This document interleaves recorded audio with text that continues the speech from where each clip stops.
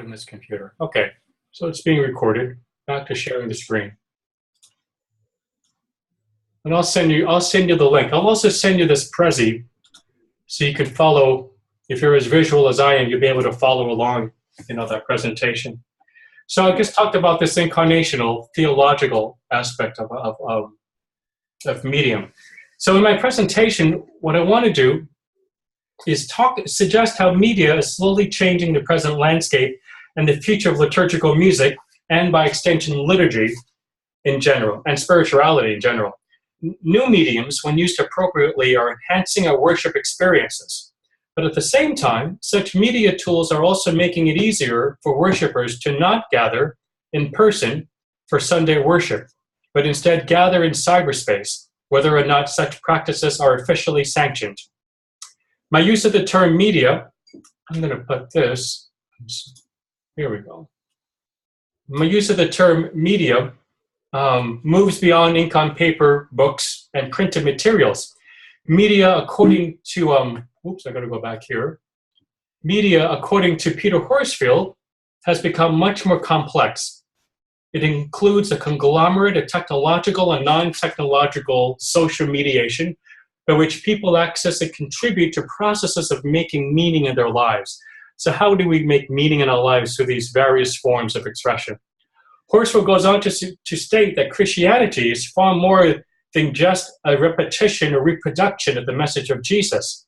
It has been a complex and expanded mediated phenomenon, a constant creative reproduction and rhetorical reworking of Jesus to match the conditions of an ever-expanding set of constantly changing circumstances.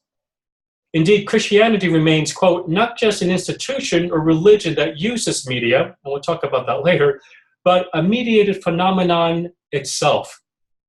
As you will all know firsthand, music is one of the best mediating forms of Christian meaning and expression.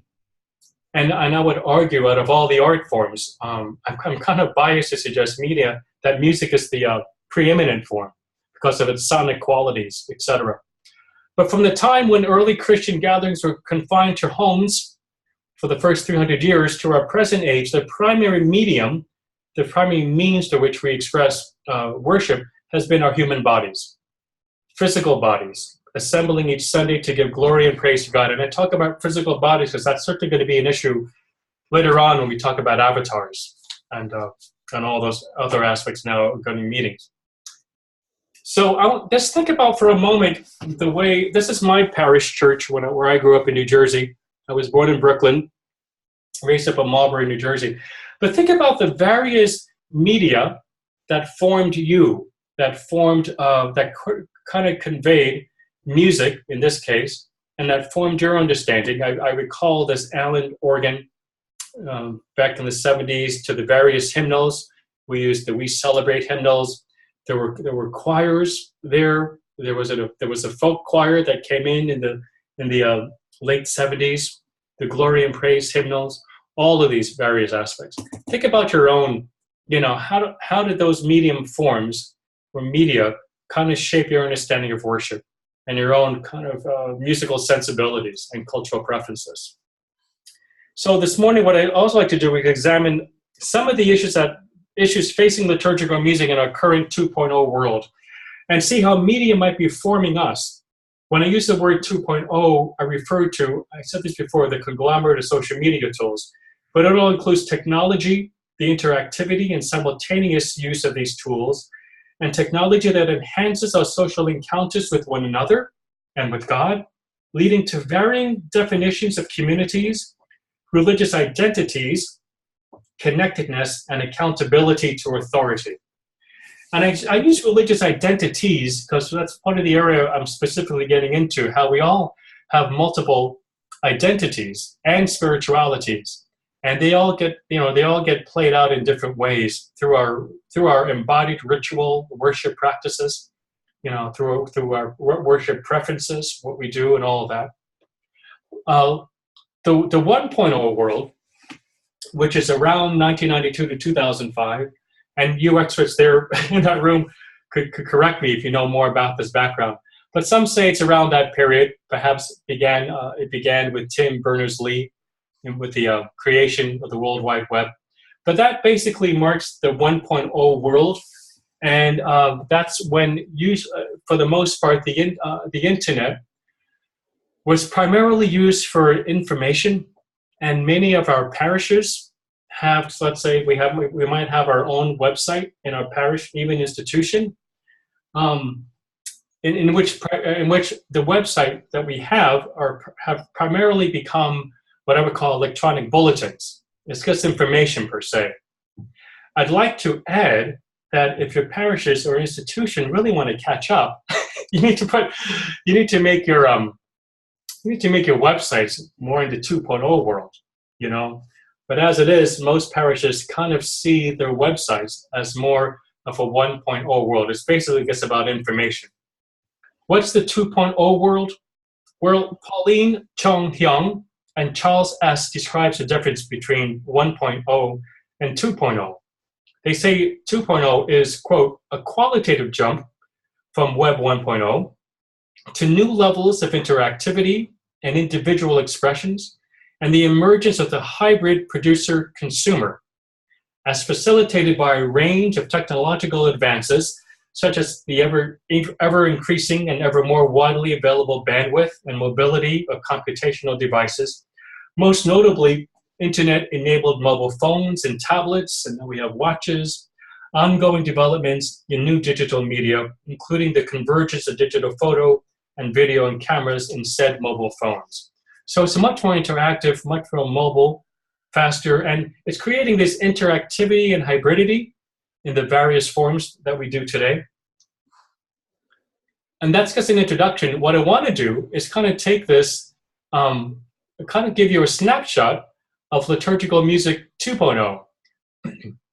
So what happened about 8 months ago, I posted this in Facebook to my friends, and I asked for examples of how pastoral musicians throughout the United States, and in fact throughout the world, use digital tools and technology in their music ministry. I received over 150 responses. I think 77 people responded altogether, but then the various responses kind of went from 200 to 400. I correlated my data into 5 categories. So this is just giving an example. And this is partly, the discipline I'm called to do as an ethnographer, kind of get some information. Now, this is just one post, so I want to qualify that. This is not an extensive 2-3 year project. It's just one post in Facebook, but it does give us a snapshot of how people are using their media devices or technology during worship. Right? And I correlated into what I did. I went through all their responses and I created 5 categories that they're using media for their communal worship liturgical celebrations. The first one is called instant accessibility to online resources. The second is a 2.0 tools for better ritual fluidity, and I'll explain all this. The third one, beyond the boundaries of brick and mortar church buildings, how media kind of allows us to go beyond our understanding of a brick and mortar church building. Digital collaborations, number 4, and then number 5, simultaneity in ministerial marketing strategies. That's what I loved about learning in cultural sociology, all of the consumeristic and marketing areas and products that come about in culture. So, and again, I'm just going to go through these relatively quickly in some ways, but the first one is instant accessibility to online resources. The widely available bandwidth that Hyung and S referred to when defining the 2.0 world has led to faster means for instantly accessing and downloading resources. Today, church musicians have instant accessibility to a plethora of liturgical music repertoires, not only from this country, but from around the world, through Spotify, YouTube, iTunes, or directly through the websites of liturgical music publishers. Roger Stratton wrote, the availability of world music online is especially useful. For example, during the Arab Spring protests in Egypt, I found a YouTube video of a Coptic hymn for peace, transcribed it, and sang it in church within a couple of days. On this fall, during heightened tensions with North Korea, I was able to check the pronunciation of the Korean words for ososo, a Korean hymn for reunification by listening to several YouTube performances. So that's just an example. How basically we have all this instant access to so many more resources. Now already you're going to see an issue, which I'm going to show in the next section about Roger's use of just these hymns that don't necessarily go through the watchful eye of bishops, the USCCB, or publisher companies. He's doing it individually, so that's going to come up as well. And of course, you're going to see other issues about concerning consumerism, all those different areas. However, another area here would be obviously globalization. That's one of the processes that media technology touches upon. Right. Second, this is my favorite, 2.0 tools for better ritual fluidity, because I'm a liturgist. Instant accessibility to music, coupled with an endless list of 2.0 tools, has led to clever techniques for use during the liturgy itself in order to contract spatial distances between point A and point B and or ensure better ritual fluidity without being noticed. So I'll explain. Doreen Kelly, for example, noted, our new sound system will be able to work with an iPad. No more need for anyone to touch the amp. I could turn it up and turn it down as needed from the organ console. So she doesn't have to get up at all. So, but my favorite examples are from those who use these tools to make quick modifications in order to enhance the ritual flow. One friend shared how he suddenly decided to change the assembly song for the preparation of gifts after the homilist made reference to Pope Francis's encyclical Laudate Si. What I did is that I correlated all of the various responses in this category, and I imagined the following scenario. So this is just an imagined scenario, but it's actually based on a number of responses. While the homilist is preaching, the music director suddenly becomes inspired to change the hymn selection for the upcoming preparation of gifts. So, attempting to go unnoticed, she goes online and downloads the score to her iPad. She then texts the choir members and instrumentalists about the change of hymn, at least to those members who are supposed to have their cell phones on silence. She then alters the hymn. She alters the hymn number on the digital hymn board. It's digital, and she does that via Bluetooth technology. By the end of the general intercessions, the musicians are ready to lead the new song, but the assembly and presider remain unaware of what was going on behind their backs. So again, this is an example of technology and media is being used to sort of maintain fluidity without being noticed. And really, maybe about 40% of the musicians kind of noted that. Beyond the boundaries, beyond the boundaries of brick and mortar church buildings. New media tools make learning music easier for vocal and instrumental musicians. In my Facebook post, many friends shared how technology-based pedagogical methods allowed musicians to practice their assigned music parts at any time and in just about any other location beyond the confines of the parish building and beyond their once-a-week rehearsal. Teresa Yoder wrote, I wrote an interactive digital musicianship for choirs for my choir members to help them learn how to read and sight sing music. It includes links to music, exercises, and examples on the web, as well as to my SoundCloud, Show Me app, and YouTube accounts. Pedro Rubalcava shared, I post folders for my Hispanic choir in Dropbox with the list for each Sunday, and they can listen to the MP3s, look and listen ahead. I usually post 2 months worth of Sundays. Also, sometimes when I travel, I will text a simple recording using the voice memo app of a song that I don't have access to so that they can learn it, practice the pronunciation of the lyric in English, etc. I will also send YouTube links in the Sunday list that folks can click on to listen and learn the songs. So our 2.0 world essentially allows us to practice more efficiently on our own, which can only lead to better liturgies, we hope. Because I'm going to bring up some issues. I want you to start thinking of issues too. I'm not bringing those up yet. I'll bring those up in the next section. The next is digital networks and collaborations in the creation of new songs. So a number of my Facebook friends talked about how media was able to allow them to collaborate. While the previous examples demonstrate how 2.0 tools and technology support musicians, and by extension, the effect these methods have on their worshiping communities, there were a handful of liturgical composers who shared how the 2.0 world has affected their own compositional craft. For example, composer Jaime Cortez notified me of a song collaboration that he and fellow composer Tom Booth wrote together while miles apart. Jaime was in Mesa, Arizona, and Tom was in Tucson, yet they were able to collaborate through FaceTime, a video conference app, to create their song over cyberspace, as well as to make the final recording without being physically together in the same room. Tom added later, I have the lead sheet that Jaime made, and a recording he and I did in 2 cities.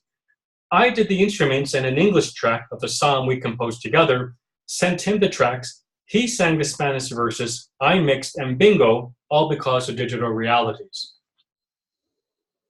And then the 5th category that came from these responses is simultaneity in ministerial marketing strategies. Music publishing companies are also using 2.0 media tools in their ministry and marketing strategies. This week, as we gather, I was talking about Baltimore. There were these showcases going on. And of course, as you can tell, for those who were not able to make it, there were live stream simultaneously going on. So there were other examples I used. For example, there was when the hurricane, maybe a year and a half ago, was occurring, OCP did this sort of simulcast live concert with Dan Schutte, Jesse Manabusin to raise money. You know, those are just examples of the simultaneity going on. And I'll try to bring that up again, the simultaneity, and how that affects liturgy and probably our Christian life in general. But all of these are just examples. That was just a way of bringing a snapshot of the state of liturgical music, of how media and technology is really being affected for, we hope, for the better, you know, in our liturgical worship. So what I want to do here is really get more into the heart of this presentation. 5 theories of how our 2.0 world intersects with liturgical music. So having presented these tools, a collection of essays from digital religion, social media, and culture address a central question that can guide us toward possibilities. So all of these sociologists, and again, they're not theologians, they're social scientists, they want to look at the intersection between religion, social media, and culture. Their primary question is, how will core religious understandings of identity, community, and authority shape and be reshaped by the communicative possibilities of Web 2.0? That's their primary lens through which they do their own ethnographic studies and write in this field. The contributing authors for this collection approach this question in 3 particular ways. They want to look at diverse religious traditions. They want to look at how diverse religious traditions utilize technologies. How do they utilize computer-mediated communication, also known as CMC? So that's basically what I did with Facebook. That was my way of saying, well, how do liturgical church musicians use technologies and computer-mediated communication platforms? They also want to place this within the larger historical and theological context. So what does this mean? Well, again, realize that, of course, and I'm going to bring this up later on, media is not new, right? And when it comes to liturgy, for example, there have always been mediated forms. For example, you know, if you study church history, you know how the printing press totally changed the whole understanding of liturgy, and in fact, the whole understanding of Christianity. The printing press and all that. So these sociologists they want to say what's going on now, and how does this relate with the whole historical continuum of media and religion, which has always been present since the founding of Christianity. They also want to carefully reflect on the theoretical dimensions of research and religion and computer-mediated communication. So they pretty much want to go develop then and articulate particular theories that are emerging from this area. What I'm going to do is kind of take the Stuart Hoover's his summaries, 5 summary points, I'm going to apply it to liturgical music. But given the backgrounds that each of you shared with me, think about how these theories might interact with your particular interests. Okay. Of course, Stuart Hall was not writing as a liturgist. I'm writing as a liturgical musician, liturgical theologian. I'm going to do it for liturgy, but I want you to make the leap. What does this have to do with my area of interest? Okay. Stuart Hoover, by the way, and Tim and I will be here in about 2 or 3 weeks. He runs the Center for Media, Religion, and Culture at the University of Colorado. And every other year, they have a conference there in Boulder, Colorado. So Tim and I are going to be going to that. It'll be my first time. But you can check out their website. Tim may have given you this link already, because they have, you know, it's a wonderful resource. They have some videos of past conference speakers, you know, and if you're really interested in this, you might want to, you know, either join Tim and myself for this conference, or maybe 2 years from now.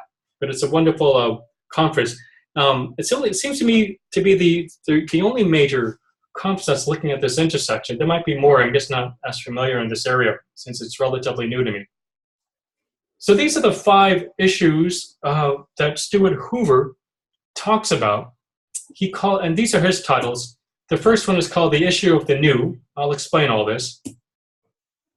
The Issue of the Scale of Change, number 2. The Problem of Authenticity. 4, the issue of reflexivity or self-consciousness. The issue of authority. So these are supposed to kind of be summaries of all of his colleagues, the writings of his colleagues. He classified them into these 5. So let's talk about this. The issue of the new.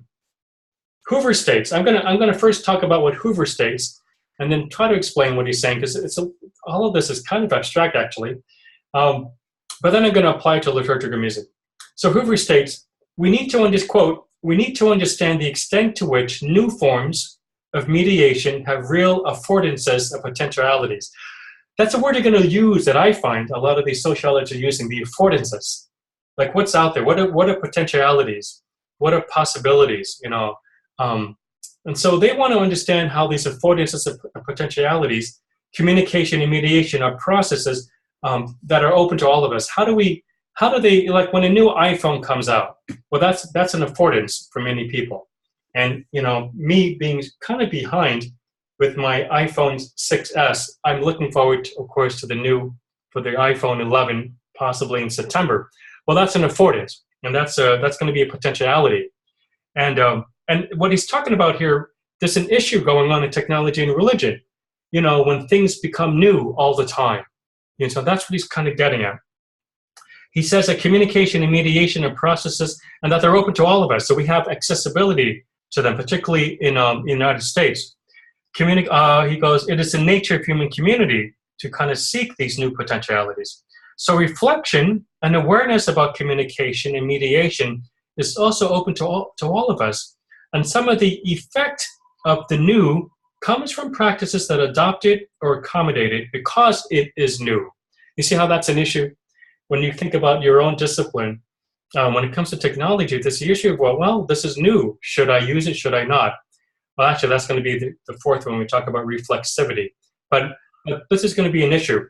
Hoover points out the popular belief that religious authorities often are resistant to the new. Okay. However, when we scratch the surface, we soon discover a complexity of reactions and appropriations and adaptations that contradict this view. In fact, and in reality, the Catholic Church is one of the largest social institutions to take advantage of new media technology. Although church leaders may criticize new media, and they do, they have also found ways to utilize it, such as the confession app. While not a replacement for the real thing, church leaders found a way to use it with integrity that will allow Catholics to make more connections with themselves, with their community, and with God than they would have otherwise imagined. So this is going to be interesting because it's an issue I want to bring up and perhaps talk about later. But and this is in the field of sociology of religion. Basically, when the more you use these tools, hopefully for the better and for the good, you also drink the Kool-Aid that sets you into a path of cultural practices, right, and negotiations of how these tools could help or hurt your ministerial goal, okay? So, and yet we cannot, in anything that we do, in all ministerial forms, we cannot not use media and technology. The question is, because it's new, once we start using it, then to what extent do we begin to monitor it? It is my hope that music ministers will use 2.0 media tools to yield a similar result, although careful balance is needed amid the use of 2.0 media tools and to yield similar results. Although careful balance is needed amid the use and abuse of such tools. On the one hand, it's the potential to help the larger assembly enter into better experience of liturgical kairos time. I talked about that ritual flow, but then all of a sudden we're no longer in kairos time, right? Because the organist who was using that media tool, she kind of went unnoticed. And because of that, she didn't stick out, and participants during worship are able to go with the flow, because of the positive and appropriate use of technology by changing that. But on the other hand, greater time is spent in the seemingly more efficient 2.0 world. And what I'm trying to say here is that we keep on going for the latest updates. And we think that technology, I'm talking about liturgy, but you could apply this to spirituality and anything else. We think that technology will ultimately help us, right? Save time. However, ironically, all of the uses of this technology does not solve the conundrum of why we still do not have enough time in our lives. I mean, remember the time you first joined, Facebook or even email. I'm kind of dating myself, in which you kind of say, okay, I'm finally going to join, but I'll be able to control my addiction to this because I see a useful need. It's going to be a useful tool. And you realize at one level, why is our society still, why do we not have enough time? This is when I get a little preachy, because I kind of think that one of the biggest social sins in our world today, for most Christians and most people in general, is that we don't have enough time anymore. So we use the technology, but then what goes on? And Jello Francisco kind of talks about here how he always has to keep up with the latest update. And at one level, he kind of laments the fact that he's using technology. So this is an issue, right? And there's a lot of gray area there, I realize. That's all I'm trying to show. And that's what Stuart Hoover's kind of talk about, what he's explaining in this issue of the new. There's the issue of the scale of change. Hoover writes, much of the early work in digital, web, and internet religion assumed that the most important implications were in the wholesale remaking of religion, or in the emergence of entirely new religious movements and expressions in online environments. Important changes can be underway at entirely different scales and levels. So what he's trying to say here is that, one of the issues is that whenever some kind of technology comes out, we have this notion that, oh, wow, this is going to totally change everything. You see, that's going to be an issue, because all of a sudden we're given a peak of technology, and we begin to wonder, what will this be like, 50 years from now? So the scale of change, we presume is going to change. It's going to be a large scale. And I have only to think about the liturgical version of Second Life. If you don't know that, that's the online virtual world where users become avatars and are able to celebrate Eucharistic services with other digitalized people from around the world. And when you think about that, we begin to think about the danger of a 2.0 Catholic world gone astray.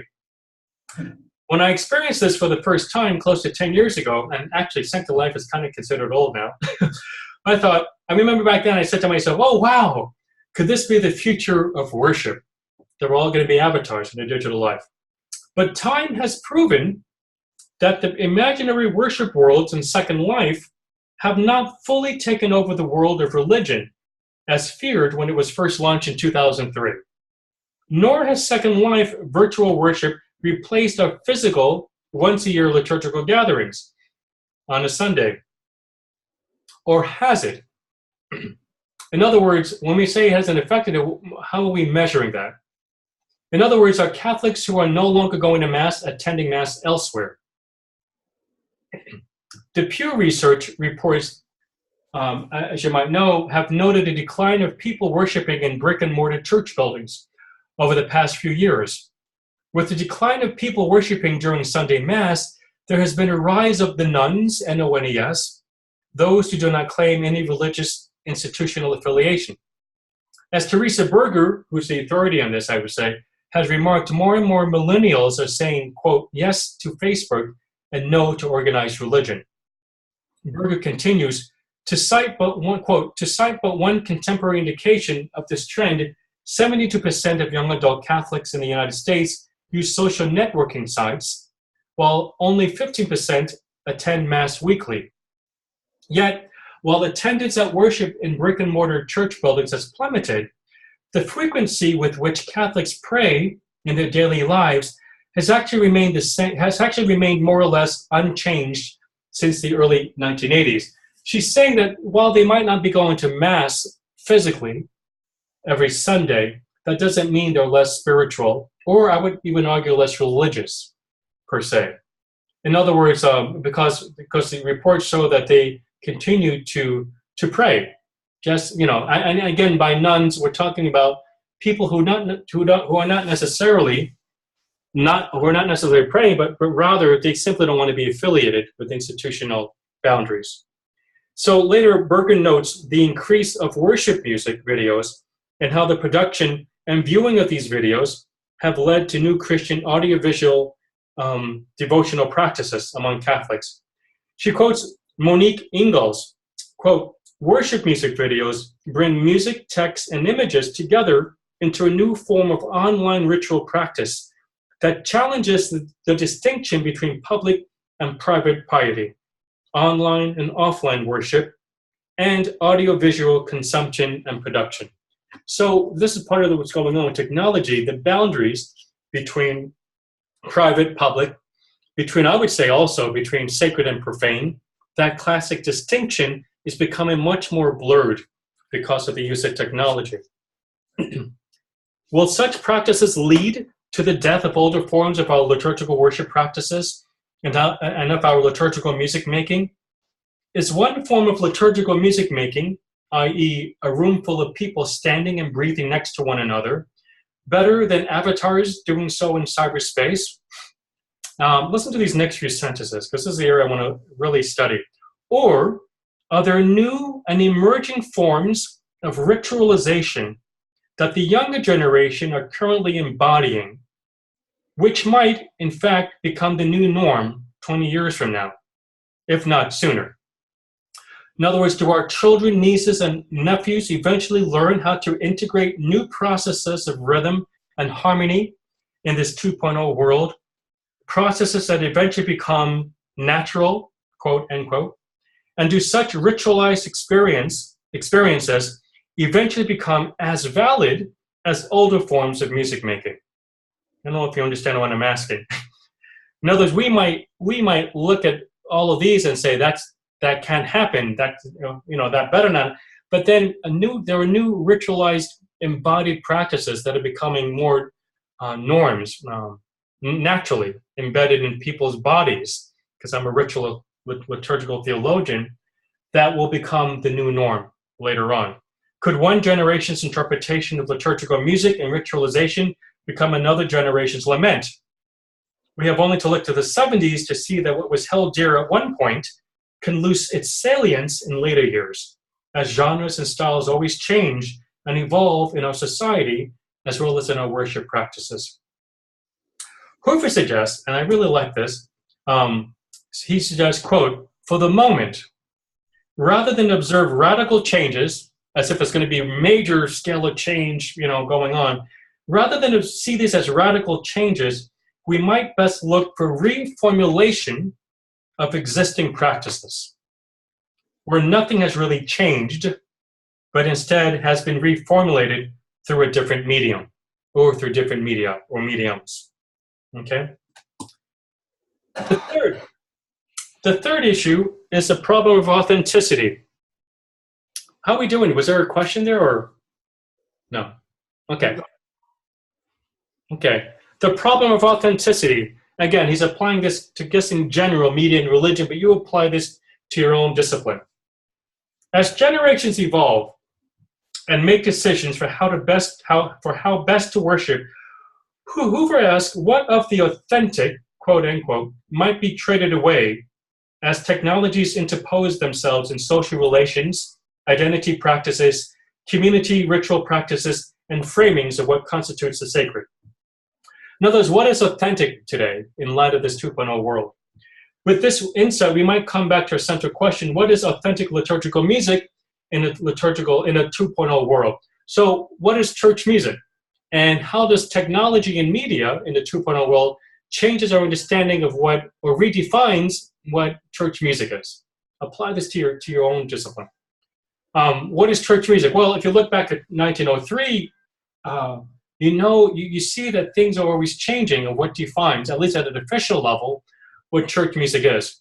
Pope Pius X's Motu Proprio tra le Sollecitudini notes that what church music is, at least at the official level, there are three categories. There's Gregorian chant, there's classic polyphony, and there's more modern music, meaning Western European compositions from the 16th to the dawn of the 20th century. 60 years later, Vatican II said, no, this is what authentic church music is. It is, number one, Gregorian chant, number two, other kinds of sacred music, especially polyphony, and number three, the people's own religious songs as categories. So in other words, you can talk about African-American gospel music, the people's own cultural songs. That's a major change from 1903, right? Now, the question I'm asking, does this criterion still stand in a 2.0 world of worship? Is anything missing or in need of change, updating, or tweaking?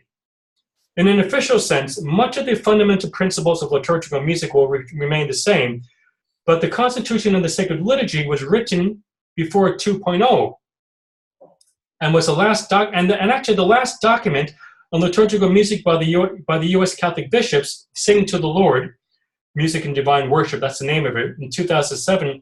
That was issued in November 14, 2007, 2 years after, supposedly, the 2.0 world began. It talks about recorded music, and it says, quote, recorded music lacks the authenticity provided by a living liturgical assembly gathered for the sacred liturgy.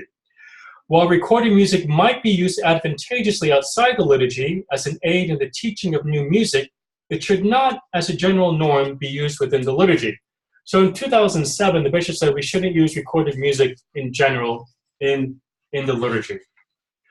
The cautious tone of this document is well taken, but the category of recorded music doesn't begin to encompass the scope of new media technologies and practices that have emerged since 2007 and that continue to emerge today. And the examples I gave in the previous section of how all of my Facebook friends use it is a great testimony of that. As newer technologies develop, the potential for hybrid ritual use of these technologies, of these techniques, is also progressing. One of my Facebook friends, Lynn Collar, she says, I use Fourscore for my iPad and a foot pedal to turn pages so I never need to take my hands off the keyboard. Now, she's talking about playing during the communion procession. Our church also has a Roland digital keyboard, and I pre-record the communion hymn so that it plays instrumentally while I receive the Eucharist. When I get back, I just play along with it for a while and then shut the recording off while I keep going. There's never a break in the music. That's when the choir comes in. So I'm asking, if we were to update, if you will, the last USCCB document, Sing to the Lord's Directive of Liturgical Music, would Lynn's solution to fluid ritualization break the rules or be exempt because of its purpose it intends? So all of these questions come up again, like, how do we kind of update a lot of the documents that talk about the use of technology, particularly in this, one of the things I forgot to mention in my paper is what makes this particular period distinct, let's say, from the Gutenberg printing press, is the acceleration rate of technologies. Do you know what I mean by that? It's the idea that, okay, maybe after the Gutenberg printing press, maybe there was another 100 or 200 years before the next media technology came up, right? We're living at a time when new technologies and media are becoming accelerated. Not only will it take a year for the new version, it might be every 6 months or every 3 months, every 2 months. I mean, we're going to get to a point when it's going to be every day. So how do our discipline, academically and official documents as well, keep up with that?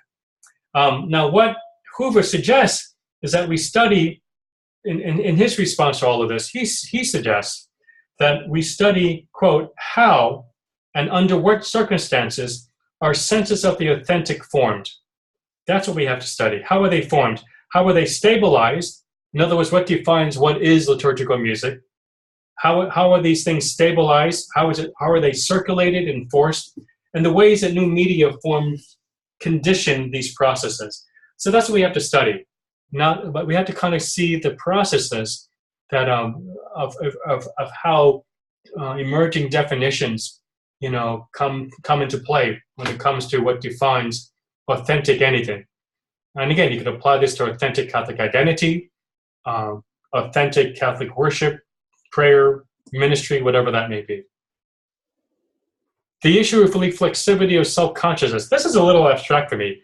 I had to read it a few times, actually, in all honesty. But much of what can define, and actually, Tim, with your area of oncology, you might be able to add to this.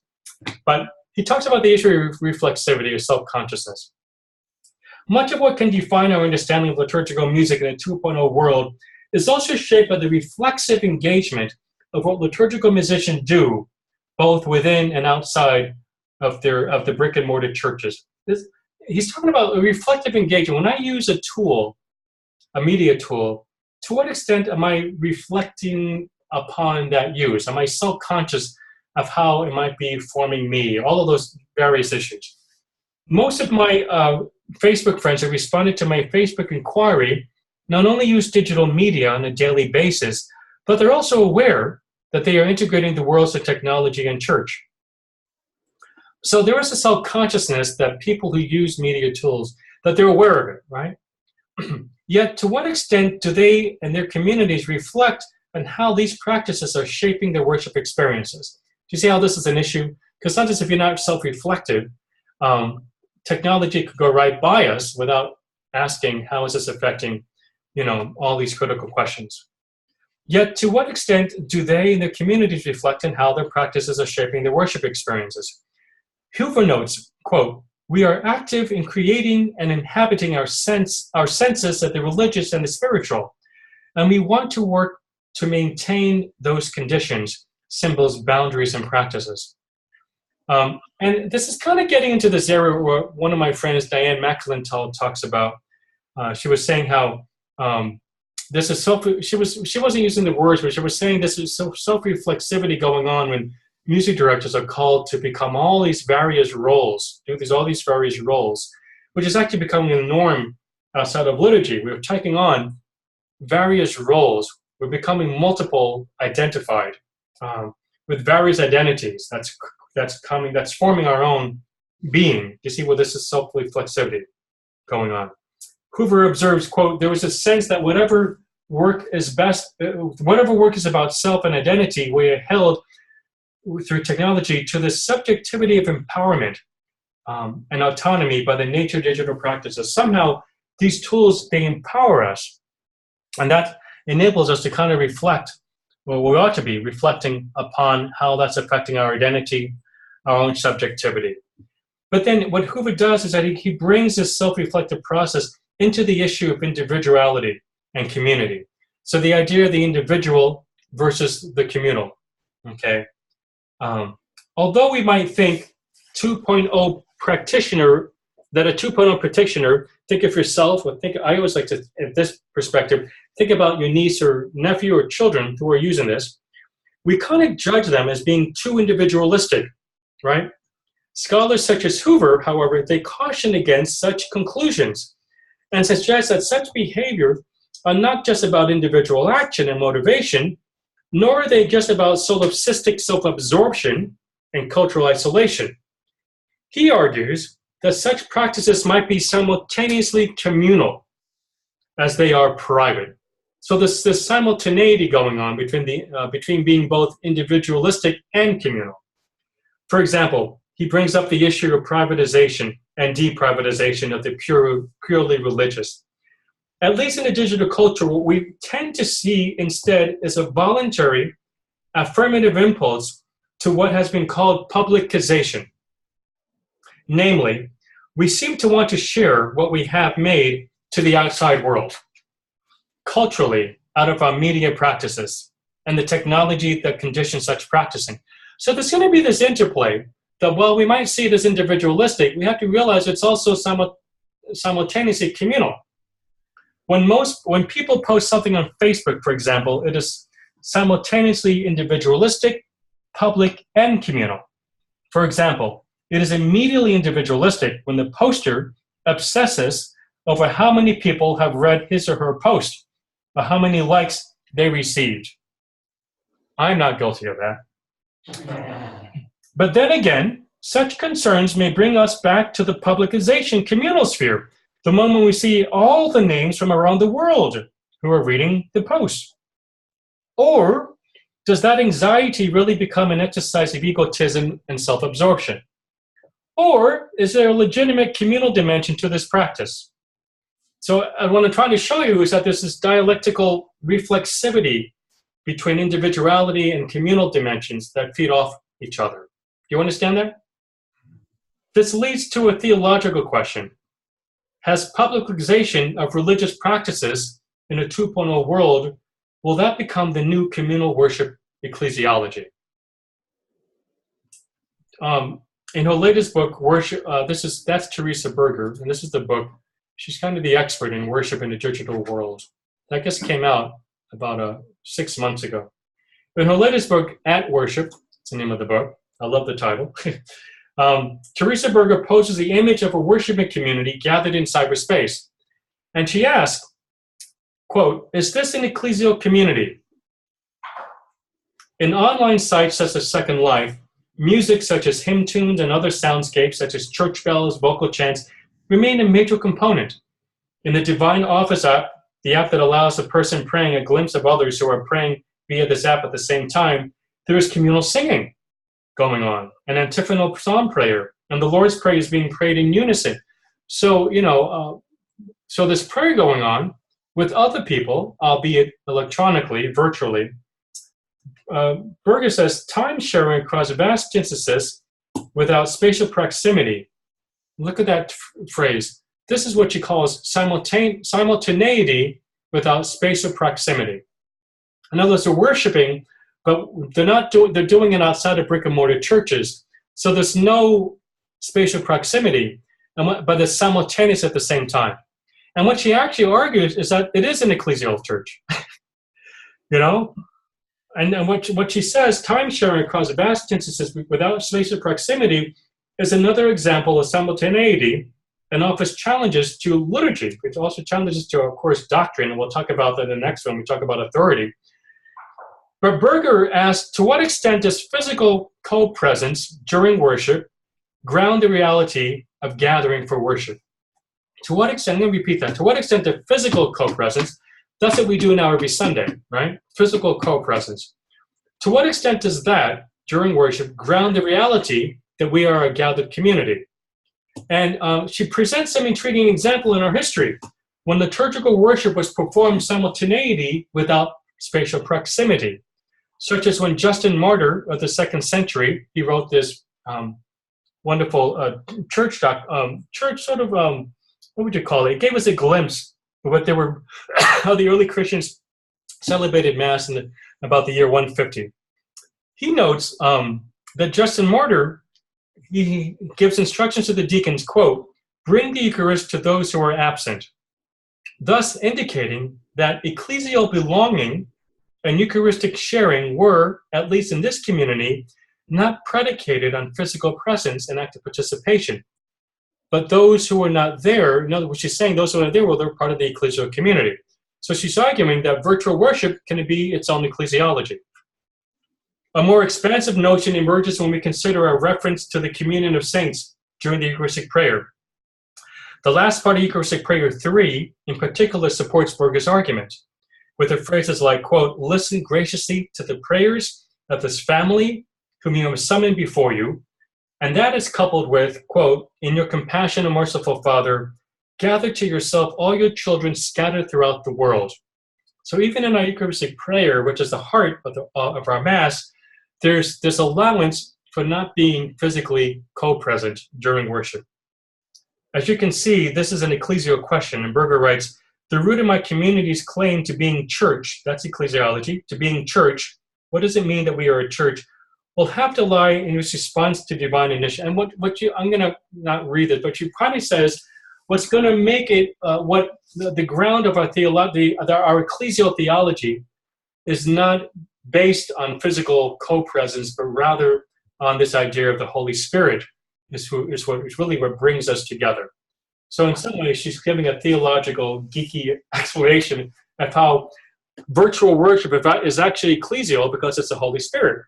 And you can't say that the Holy Spirit is not in cyberspace because the Holy Spirit is everywhere. That's basically what she's trying to say. I'm going to kind of not read because I want to go into this last one because of time and just talk about the issue of authority. And basically, and I could send you this paper, by the way, if you're taking notes. Sorry, I should have said that before. But basically, media and technology challenges authorities, of course, authoritative bodies. Why? Because this is partly I was talking about this. My book, the Liturgy of Life, is the name of my book, and I study St. Agnes Church in San Francisco and how official worship interacts with everyday worship practices, whether or not they are sanctioned by the official magisterium or not. So I kind of show how they're interrelated per se. But what I discovered is that it challenges authority because obviously media and technology offers many options to people. But unless the bishop or the pope is in my office monitoring what I do, I'm going to continue to explore various options. So that's how it challenges it, basically. And what Hoover talks about in this last sense is that there's that anyone who wants to do something through media 2.0 or technology can make their, let's say, product or message, evangelization message, whatever, they could give it a sense of ascendance. And I'll explain what this means.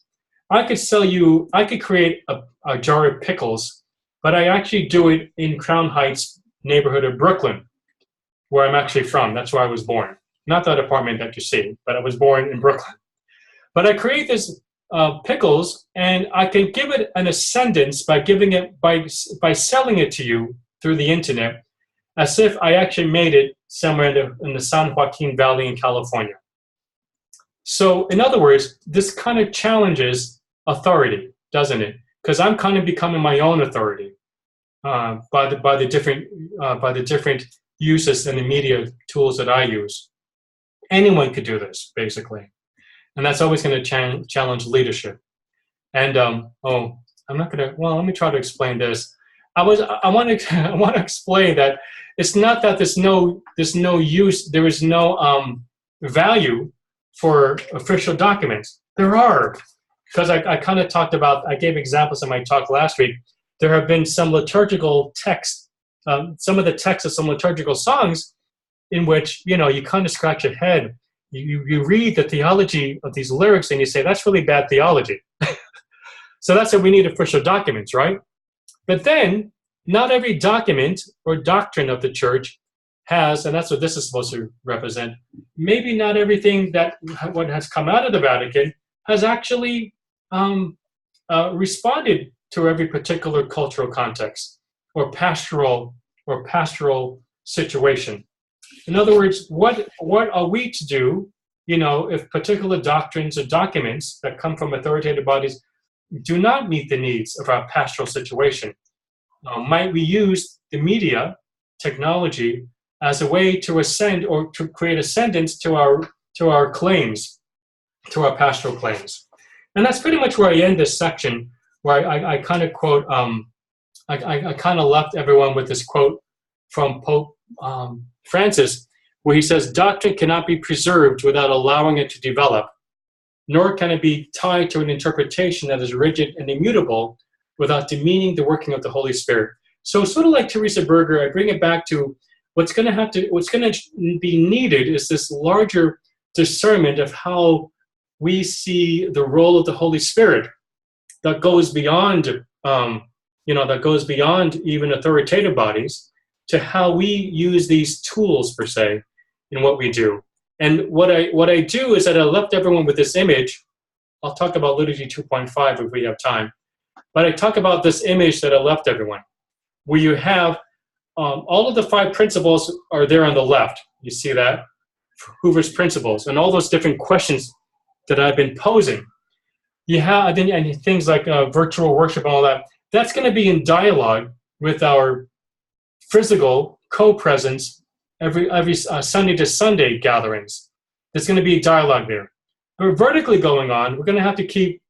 This is Mediator, by the way, so that's what Jesus Christ is, right? The idea of how Christ as the mediator and how all the different cultural and social cultural forms continue to mediate our expressions and our faith convictions.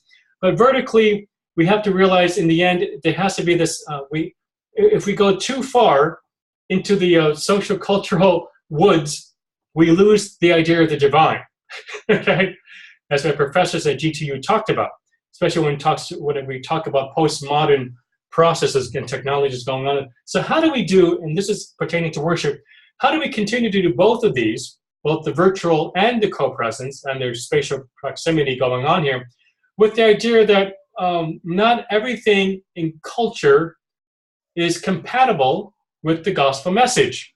And how do we keep God's initiative, the idea that it's God who is really in charge here, who speaks, how do we maintain the theos, the idea of theology while we interplay with the technology and our worship practices?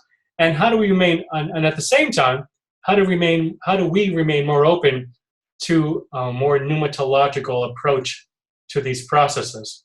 And not necessarily think about the Christological aspects, that's where mediation lies, but how is the Spirit speaking to us today with all these technologies? That's the last image I have. And I could talk about the other aspects if you want. But let me, for now, put this to this view. All right? Now it's 11:21. Can we give me like 5 minutes to stretch my back? And then we can come back. Break actually, and then we'll come back and we'll have so and we'll see how that goes. I want to reconfigure this room a little bit to get closer to breaking and see if we can do that. So let's have a break. Some of these tables are on wheels, so I was wondering if we could like do 2 rows of in semicircle. You want this table out of here? No, we're going to use this table and these 2 tables, and then we'll not use one of the back ones. I'll be back at 11:30, okay? Okay. The tables on legs are really heavy, but the other ones wheel really well. So here's what I'm thinking, is kind of creating just a couple.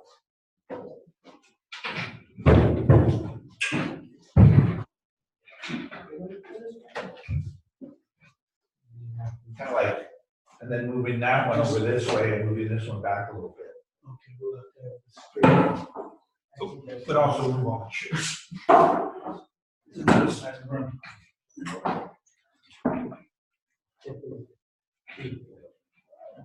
This is the first this probably an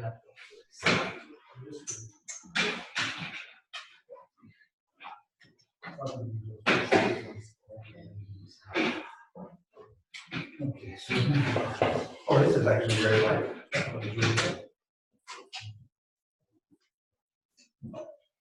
Let's see. How steep do we have to make this? just really use. Yeah, just.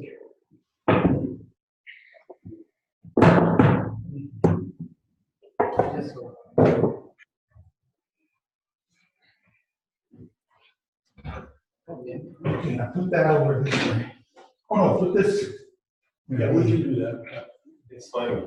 Physical configuration is important to virtual. Yeah, You want this one? kind of at a, and then we can put this. That's just pretty nice. And let's move this over. No, we want to have people sitting here. Your thought is just to be closer to the speaker? Yeah. So, okay. Then do the same thing for 3 of these, like from the table across. He might not be able to see everybody, but he might be able to hear. I mean, yeah. You think I you're? don't think it's necessary. You don't think so? No, I think if he could hear us, we just need to speak loud and, Oh, okay. and articulate that one. No. Leave this. Leave this. We already did this. I think nobody can make the wrong. Oh.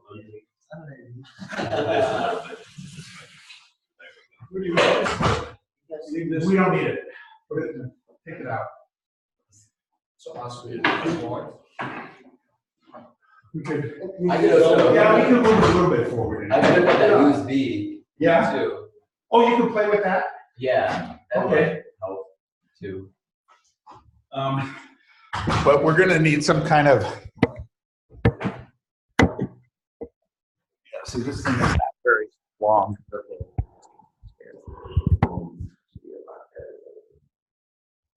Probably more high tech. Yeah. So it's already plugged in, but it's not active. Yeah.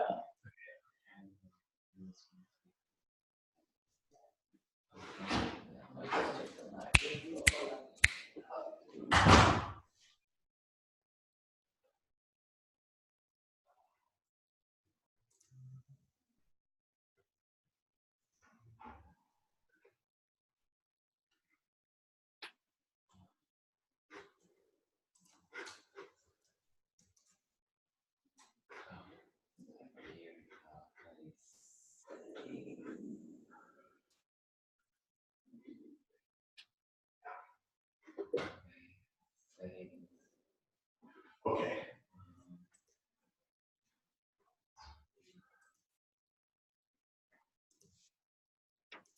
Test. Test. Test. Test. Hello? Yeah. Hello? Hello? Yazoo, you want to say something back there? Hello? Hello? Okay.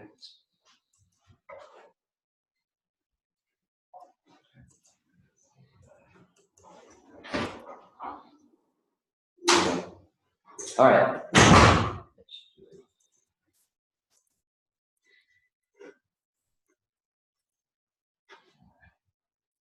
Okay. Let's put these things back. Okay.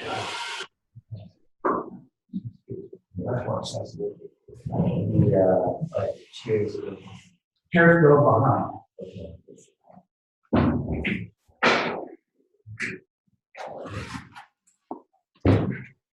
Let me just swing that.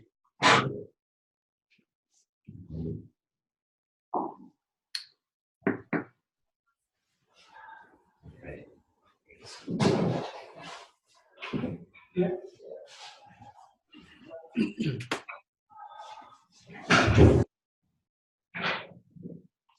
Oh, Oh. Nice.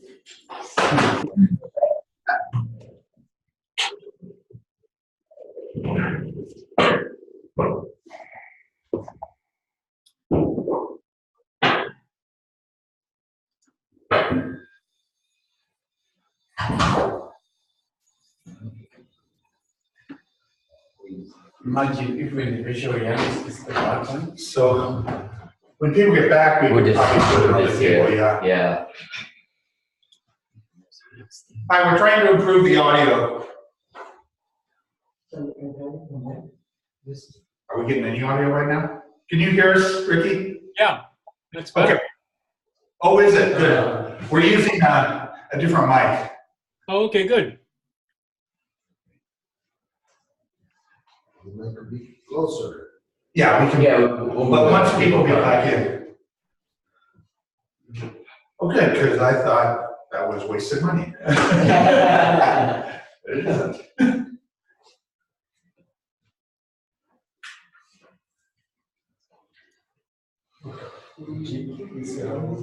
Well, I've read, I think I've read Hoover's major book. Oh, I read around in that anthology. oh, cool. Did you like it? Book where he did Yes. 5 case studies of people and Oh, yeah. categorized people Okay. into dogmatists, Yes, seekers, yes. Uh-huh. in 5 different categories. Oh, And he's pretty much raised the question to me that actually there's not a decline in religious practice. Yeah. It's just that it doesn't track traditional metrics like church attendance. Yeah. That's one of my conclusions from my book. I talk about it's not so much that there's a decline, but we need to develop new measuring sticks of what what defines, in my case, worship or authentic worship per se. You know, I mean, we can no longer rely when people read the Pew reports or Cara. Yeah. Well, we kind of say, well, how many people are going to church? My argument is we can't. That's no longer really the sole criterion. It's an important one, especially since I'm a liturgist, but we can't rely on that completely. There are new different processes and new measuring sticks that need to develop and redefinition. So that goes back to authority, doesn't it? You know.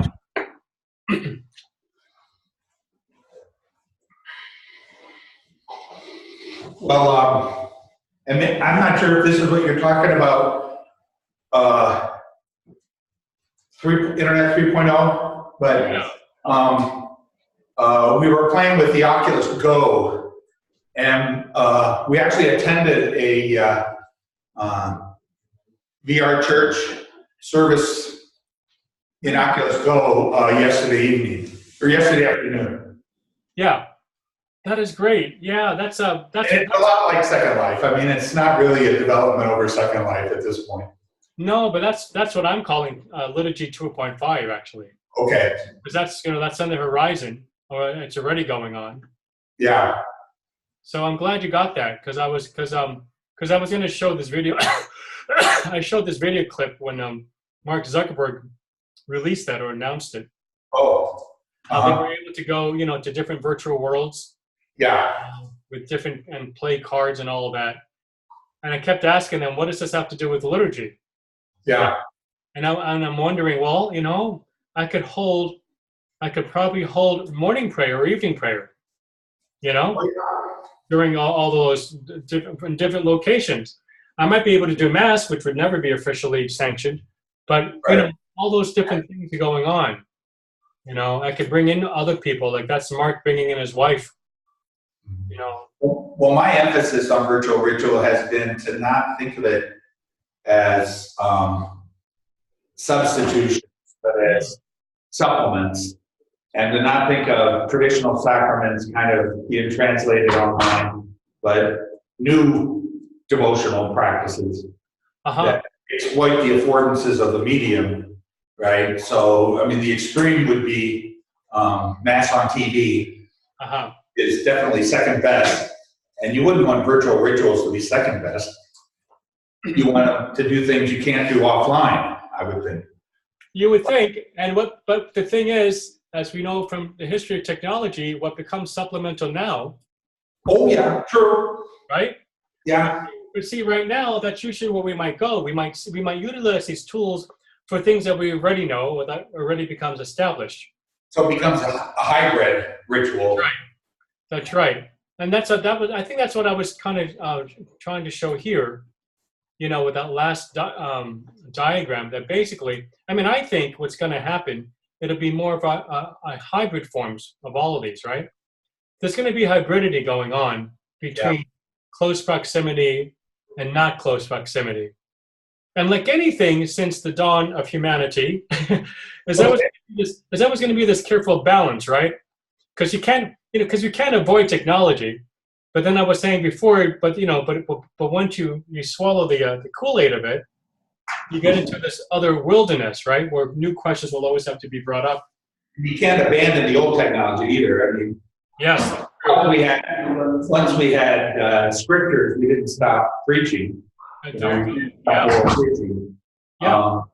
So I think it's really an over-concern to think of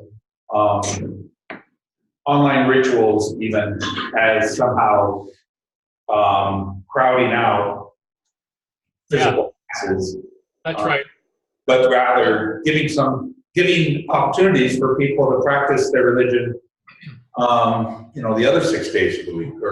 That's right. That's right. And that's, I mean, right now you've got, I guess they're mostly relaxation meditation apps, but those could be made more religious. Oh, yeah. There's apps on the Examine and prayer and things that are very Jesuit too. But are they heavily text-based? That's my concern. Yeah, well, I think they're online, but there are text online. Oh, yeah, sure. There are videos also. Videos? Yeah. Ooh. Well, kind of like what you're doing. Jesuits, the British Jesuits have. Well, like open hands. That's not a text-based meditation, but it is a meditation.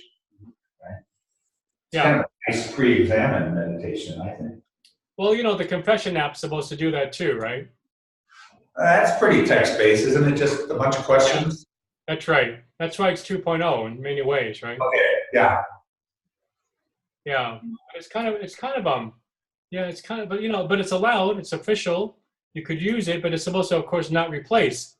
But the thing is, and that's where authority comes in, at what level, I'd love to do a study of maybe Catholics who actually have replaced physical confession to using things like. I don't want to out him, but Tom. Yeah, don't out me, yeah. Tom got his spiritual director in Portland. Yeah. Well, he's a layman that's different, but I'm saying there's a secret priest somewhere on the planet that will do your confession on the phone. And I'm not advocating this. And we only share venial sin. Right. Yeah. But I'm going to have somebody come in later in the week who is a therapist who's done therapy cross type. So she can tell us the comparative effectiveness of online therapy over in-person therapy. Yeah. And spiritual direction wouldn't be a big move from therapy, I would think. I mean, it's different language, but in terms of the function of material presence, I think it's pretty similar. I think it's very similar, and you can see the person's face. You can see each other really well. You would lose a certain affective thing that happens, like if a person shares sorrow, you can really see it, but the affective presence of sorrow coming back when someone says something that's really lost is if you're open to it, you can tear up without a choice. Well, and it used to be, I think, that you might actually console a person by touching them or hugging them, but I don't think we do that much anymore, right? That's kind of like gray area. Gray, even in spiritual direction. So to the extent that material presence enable physical touching, right? That's already been eliminated, even in the physical realm. That's right. And one of the points he made, and I'm sure you all agree, I mean, at one level, media has always been part of spiritual direction. So the question is, how in new forms, doing the same old truths, but just through new. But then also, I love those set of questions. Yeah, how are they being reinforced? How are they being distributed? And how are people negotiating, basically, including authoritative bodies, the use and abuse of these tools? That's always been going on. And confession itself is kind of a mass market spiritual direction, right? Isn't that kind of how it evolved? is Yeah. kind of a short and sweet spiritual direction for the masses in the medieval period. So you could just say virtual spiritual direction, no virtual confession, but it might actually reanimate the practice of confession if people get used to confessing sins to a priest online. That's Or right. even, it could kind of reanimate the practice. It might. I remember. I mean, I think where 3.0 is heading is. And the guys who might know more about this than me, please say something. But I think it might, from my preliminary reading, that might entail more of the artificial intelligence. Oh, okay. Yeah. But see, for example, can you imagine maybe 100 years from now, if we have a father Data from Star Trek Second Generation? Yeah. At what level do we begin to say what is human, what is not? Even our own human bodies, maybe in about 20, 30 years from now, they'll start bringing nanotechnology into our bloodstreams. There was a documentary that talked about this. And at one level, will we be deemed more machine than human? Yeah. So by 3.0, you mean AI and cyborg? That's right.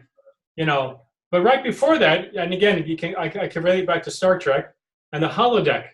Yeah. So, you saw Mark Zuckerberg look like Justin Timberlake, but one day he's really going to look like that, and we'll be able to have in the virtual holodeck, we'll be able to smell, touch, feel all of the person who's all senses. Okay. Yeah. So so it's real interesting, right? And then new ethical questions, and of course this cuts across with medical issues when it comes to Catholicism. But new platforms are always going to be accelerating, right?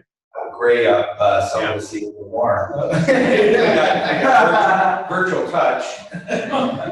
That's right. But that's from a theological perspective. That's why we have to kind of do a better job of retrieving a better pneumatology. And as you might know, in Christianity, our Eastern brothers and sisters do a better job of pneumatology than we do. Because yeah. Eastern brothers and sisters do what better? They have a better foundational pneumatology. Got it. Holy Spirit, right? Well, Yeah. Calamas's notion of divine energies, I think, is almost literally helpful because we think of energy. That's right. It's a term already, which comes from the Greek energeia, which is what Calamas is talking about. So it's not much to say, to think of electrical energy as an analog to the ongoing creative activity of God bringing into being. It's not that different from in concept. Yeah. So I think the East does have a lot to tell us. Yeah, for those of you who are about to study theology or have already, you know that in our history, we've become more obsessed with Christology. No, that's right. And the body of Christ, all of that. But Vatican II kind of gave us the church of the modern world, the spirit, and all of that. So we're in the cusp of beginning to do that. But that's where our theological reflection will need to rest when we begin to look at this from more abstract theological reflections. And it reminds me of Amalagos's comment that focusing more on God as thinking more of the Word of God than the Son of God. Oh, yeah. Could extend to like Buddhist scriptures, the Quran. I mean, it kind of pluralizes the second person of the Trinity a little bit better than Son of God. Yeah. So then you can ask about, is it only once? Whereas to think that God has only revealed himself once, that's a lot less plausible. That he hasn't revealed himself to other cultures in some respect. Mm-hmm. Mm-hmm. But I want you guys to ask questions to Ricky. I'd be interested in other disciplines that you all do, or maybe something that, because I'm only talking from my own comfort zone, but how might you apply some of the things I said to your own discipline and ministerial interests? Or does it apply at all? Well, we argued a lot about the extent to which virtual telepresence can really be satisfactory for ritual. Right? We talked about that. Does one of you guys want to push back on that? Or I don't even know where you are on that spectrum of whether telepresence is sufficient. I'd love to hear what you mean by telepresence. Presence at a distance. Oh. So presence as an avatar online or presence through, like you're telepresent here and we're telepresent to you. I see. Oh. So, Ricky, thank you for all the information. There's a lot there, There's a lot to unpack and to think about. So yesterday, and I don't know if you were already logged on when Tim mentioned this, but yesterday we participated in a virtual church experience using the Oculus Go. Okay. Oh. At 4:30 p.m., there was an event listed that you would sign into, and it would be a virtual church, okay, where you see all these different avatars coming together, and you have a minister that looks like a robot, basically speaking. And they ask for everyone to mute their microphones, because technically you could even talk at the church. Yeah. But they say mute your microphones and listen to the preacher. And he's presenting a PowerPoint slide. Okay? Things on the Gospel of John and what the Gospel of John is about and how everyone here is loved. And you would see the different avatars throwing out emojis. Okay, as they resonated with something the preacher said. So like hearts or something. Right. You'd see different hearts, you'd see claps coming up, but you wouldn't hear them, you would just see them, that they would spring up from the different avatars. One of my questions when I was sitting there was like, who are these people that are in virtual church with me right now, right? I mean, what parts of the world are represented here? Because I would go up to one of the characters and I'd click on them to see who they were. And it would just say a username, right? One of them was like, World Explorer. Okay. But the avatar looks like a robot, doesn't say any information. In fact, I don't think it should. It's private information unless you friend them. Yeah. And then you can get access to who they really are. Does it have a friend app? A friend button? Yeah, there is a plus sign that you can friend them. You can also mute people that start talking to you that you don't want to hear. You can put them on mute, and you can even delete them and not have to worry about them. You can block them completely. So you won't see them. Right. Like if somebody is making, I don't know, they're disrupting the service. Right? They go into the crowd and they start yelling or something, you can block them, and that's it. They stop messing with them. Anyway, my thoughts in that whole experience, one of them was universality. Okay? If all these people are coming from different parts of the world, coming together in this virtual space, there is something extremely universal about that, right? That maybe you don't get that in a local church, right? You get that you are part of a greater picture, a greater community, the Catholic element, right? The universal element.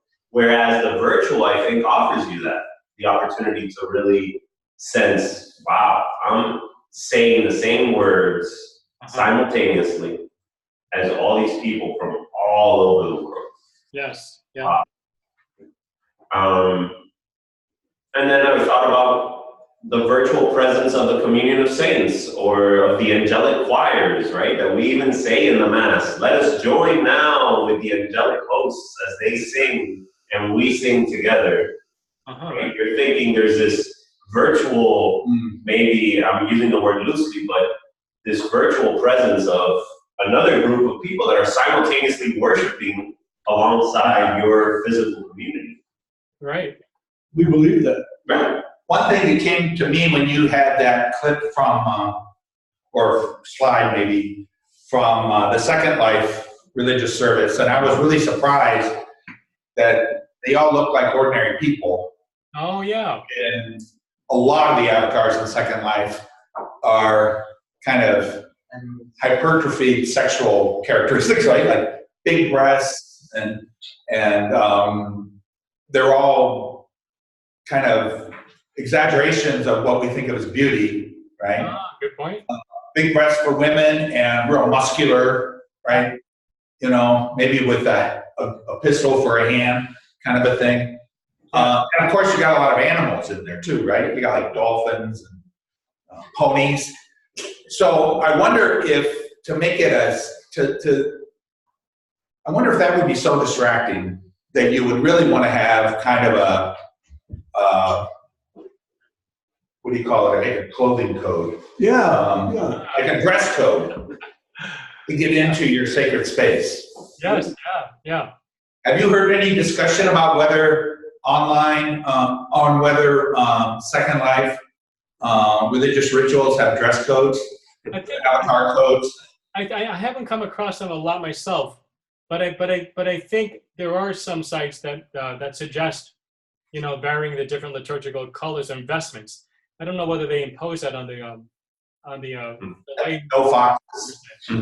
yeah, but yeah, I mean, but that's not far from imagination, you know. And I actually like that. I mean, even I always believe that, you know, why do the priests and deacons are the only ones who get to bring in the liturgical vestments? Why can't lay people do so as well? So, I mean, in the virtual world, that would be much more easy to do, wouldn't it? And you can kind of bring in. I mean, how many times I showed up at a Pentecost liturgy at a parish here, and I go, oh yeah, I forgot to wear red. I mean, in a virtual world, you'd be able to do it, right? Well, I could imagine in an online service, you might have to have like a Sunday avatar. Uh-huh. It would be totally different from your regular avatar. Yeah, because your regular avatar is too salacious or too distracting. That's right. But then we get to create our own sense of what beauty is, you know, or that's intentional, you know. But doesn't that touch upon the eschatological and our new bodies? Liturgy is always about celebrating the eschatological, you know, heavenly world that's already here right now, the reign of God. Well, my favorite avatar is a point of light. So that's maybe an eschatological. Yeah, that's right. So I mean, as we're talking, do you see how it's the same questions that we run that emerge from our own Catholic tradition, right? But they're being expressed now through new forms, you know. But at the same time, they might tweak our own understanding of what is traditional doctrine, you know, as these new systems and sensibilities come to the fore. The question was one. Yeah, I have a comment and maybe that can lead to a question. Part of what I was discussing with Mike during the break is I think we need to redefine what is virtual to include body as well, because virtual can also be our mental construction, you know, like fantasies, and even thinking of angels and God and all the heavenly that we've already mentioned. They are part of our mental construction, although they also exist other than our mental construction. Yeah. But to some extent, if we are able to redefine virtual to include body, then I want to bring us back to one of the issues we talked about, the problem of authenticity. Can we say that our fantasies are not authentic? I don't know what comments you might have about that, and what would you have to say about that? Our mental constructions. What's that last question? Can we say what? What can you say about the problem of authenticity in relation to fantasy as our mental construction? Oh, that's a good question. I never thought about how are you defining fantasy? Well, Avatar. I mean, is it totally? Are you suggesting it's totally divorced from reality? Or I mean, no, on the contrary, I'm actually saying it's part of reality. What we call, but maybe we might, Mike had pointed out that with that, we might need to differentiate between digital and virtual. right. Because angels and God and the heavenlies might fit into that definition of virtual, but they're absolutely not digital. Right. Oh. I mean, to give her a theoretical abstract response, I would say what I'm learning in this whole field is that there's going to be, what am I trying to say?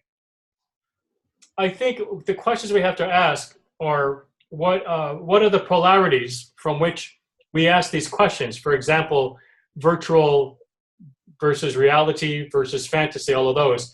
But then also ask yourself how all of these areas continually interacting with one another, creating hybridity experiences, if that makes any sense. So that what might be perceived as purely fantasy is actually still intimately connected to reality. Yeah, We have to ask That's my point. yeah. But then ask yourself, what are the distinctions, though, that remain at this stage between fantasy, reality, and virtual, right? But then also, but what we have to study are the links, the commonalities, and the distinctions between how these three areas, social domains, are interacting. Because that's where the change occurs. Those are the changes occur that moves us forward into some kind of integrated theology, if that makes any sense, right? So, for example, virtual avatars and fantasy, you might think an avatar is totally divorced from physical, but there might be, and there was a movie about this, where people stayed in their own homes and their avatars, or I guess Ready Player One did that already. They're staying in their own homes, they're wired, and their avatars are living in the cyber world. At the same time, the person who's staying in their own room with wires going through them, there's still a physical connection to their avatars. They might be still breathing, moving. So there's always going to be interconnectedness that exists. But then when it comes time for formulating theoretical claims and theological doctrinal claims, there's usually a tendency to create more boundaries between what is and what is not. But what I'm trying to say is always going to be this interrelated flux and process between domains, secular, sacred, and all of that. In that sense, can we say that virtual? Well, can we say that what is virtual in this sense is actually necessary for us to have a religious experience? For instance, Eucharist or prayer. Can you argue that way, or would that be kind of? I think you can make claims from a very, you have to see it as conditioned to right now and today, but then such claims eventually get porous. And you know what I'm saying? So that they wind up, that's what I was trying to explain before. They wind up, at one level, they wind up being the norm eventually. And it's usually a different paradigm, that has to be introduced at one level that's so basic and, out of touch with what we're used to. But at one level, technology catches up and allows us to allows it to be deemed valid in its own way. So that's what Hoover's saying. At what point do we say, now it's shifting? Now it's different. I think this is one of the reasons why I like to think of not so much God as virtual, but we are virtual to God. So in transubstantiation, it's the host that's more virtual than the body of Christ, which is more ultimately real, because the body of Christ refers to God, whereas the host, as bread, refers to our world, which is virtual with respect to God. So it keeps the priority of the divine reality as more real, or more ultimate than our reality. That's right. Yeah. And just to add to that, because I was just thinking about that, when we talk about the Eucharist, we don't talk about the virtual presence of Christ, we talk about the real presence of Christ. Right. So, you know, we constantly juxtapose virtual and real, right, as two wholly distinct entities, or like virtual and actual, right? The virtual world and the actual world, right? But when you talk about Eucharist, you don't talk about the virtual presence of Jesus. It's the real presence of Jesus, which you we're mix virtual, but it's virtual bread. Yeah, when I say Mass, I will make the distinction by saying this is the sacramental presence of Jesus Christ.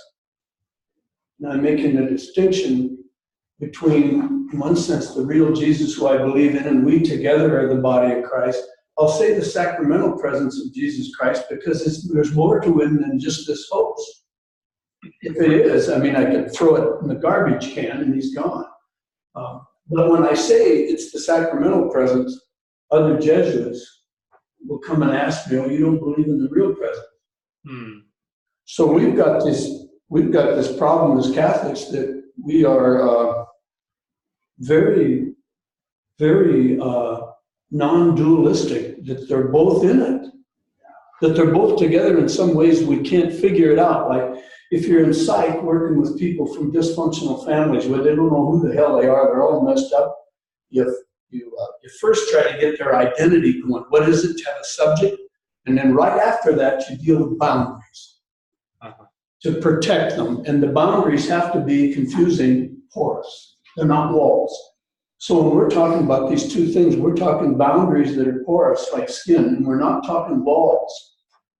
So there's all nice this, analogy. there's all this new stuff. Nice analogy. Yeah. Very good. I have to go to a dental appointment soon. Okay. Do you want to ask one last question? Do we have time for one last? It's a completely different. I mean, it's related to what you presented about, but it's a different issue. So. Okay. Well, thanks, Ricky. This has been great. I hope it's helpful. Good. Thank you. Thank you. And really, I'm really impressed that you folks are gathering to look at this whole area beyond what I've been talking about.